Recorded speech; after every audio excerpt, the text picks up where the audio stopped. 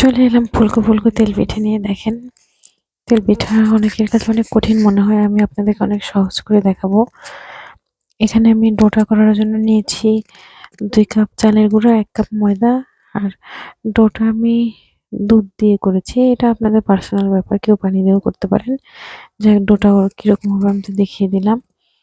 একবারে কড়াইয়ে দিলে যেন কড়াইয়ের ডোটা ছড়িয়ে যায়, জমা হয়ে না থাকে, তাহলে কিন্তু এত সুন্দর ফুলকো ফুলকো হবে। তাছাড়া ডোটা যদি একটু ঘন হয় তাহলে কিন্তু ঠিক মতো হতে চাইবে না।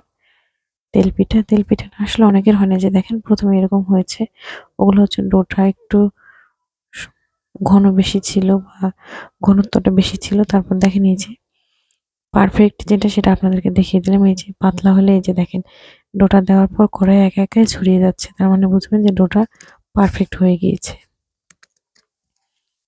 খুব সহজভাবে আসলে তেল পিঠা কম বেশি সকলেরই পছন্দ। দেখেন কত সুন্দর সুন্দর সাদা ধবধবে ফুলকো তেল পিঠা, দেখলেই যেন মন ভরে যায়। আসলে তেল পিঠাটা খেতে অনেক মজা, শীতের সময় সব পিঠাই খেতে মজা, তেল পিঠা আসলে শীত না 12 মাসই খাওয়া যায়। ধন্যবাদ।